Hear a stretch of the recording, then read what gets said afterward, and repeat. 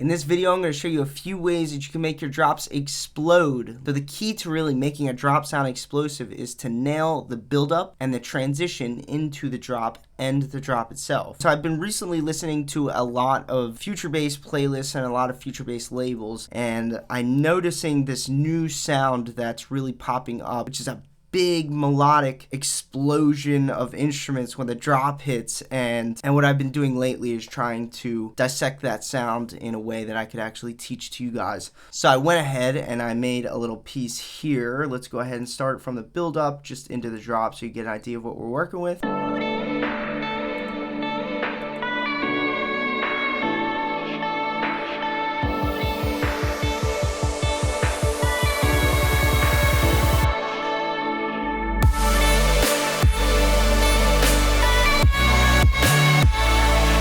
Going for that big explosive sound, the first thing I wanted to manage was the wideness of all the sounds in the build-up versus the drop. So in any mix, you can't have wide without having very skinny, and you can't have fat without thin, and you can't have bassy without not bassy. So in this build-up, I needed to make sure that it wasn't too wide, that my instruments weren't too wide, because when we get to the drop, I wanted it to get really wide and really explosive.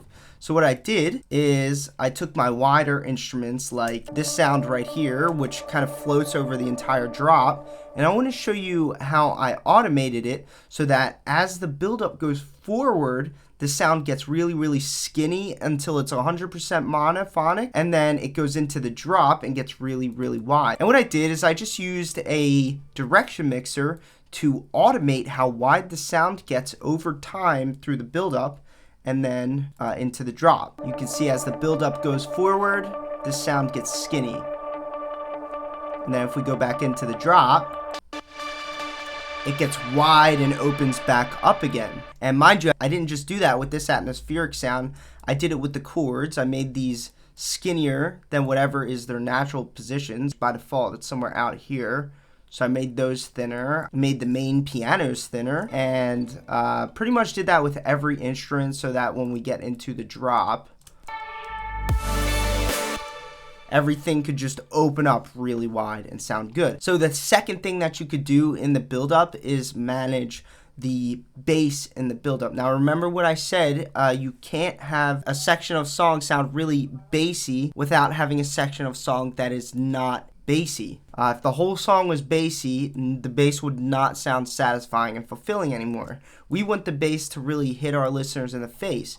So what I do is I automate all the instruments that have a deepness to them, like these chords here. I automate them to make the bass go away as we get closer to the drop. Here's my automation for this little low cut here. And as we get closer to the drop,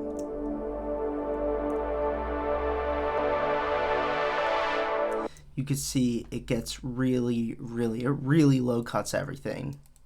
And I did that again with most of the instruments that lead into the drop. And just right there, that stuff is going to ensure that when you get to the drop, it's going to sound really heavy and it's going to sound really bass heavy and fulfilling.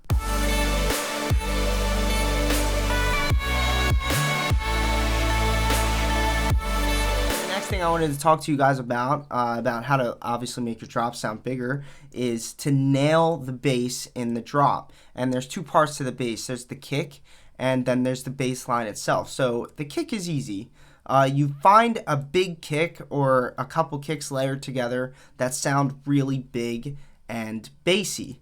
And then the next step is to just sidechain everything to that kick. So here's the kick. Sounds like that, and if I mute the kick, you can hear how hard every single instrument is sidechaining to that kick.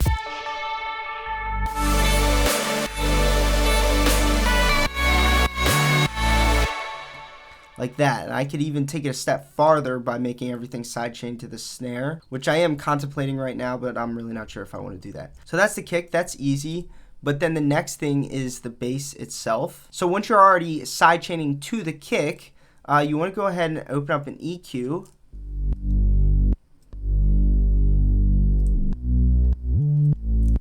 And make sure that this bass is just ringing in between 40 and 80 to 40 and 90 hertz. Those are the strongest sub-bass frequencies you're really going to get. And the closer you could get to the center of that frequency range, or closer to 50 and 60 hertz, that's the biggest your bass will sound. So you can see mine, if I play it, here's the strong frequency area of my bass. I'm just going to make sure that this hovers in between 40 and 80 hertz.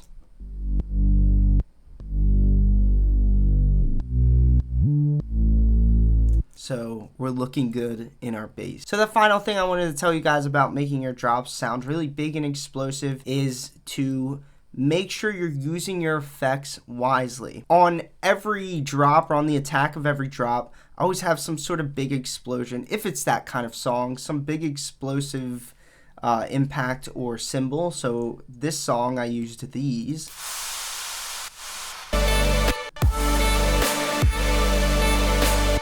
That could be very obvious to some of you, but the key to actually using these correctly is not to rely on them to make your instruments sound big. Try to get instruments that actually sound big on their own, and then these will complement those instruments beautifully. So if I turn those off, I should get a full sound without them. So without those impacts,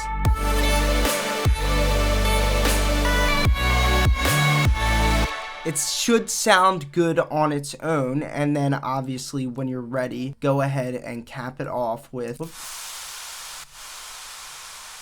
some big impacts and crashes like that, and it should really push your drop to its limits. So those are a few things that I keep track of when I'm trying to get that really big sound out of my drops. If you'd like to learn more about making drops, melodies, chords, arrangement, and sound design, come join me in my EDM bootcamp. I left a link to the bootcamp in the description below. I look forward to seeing you in there.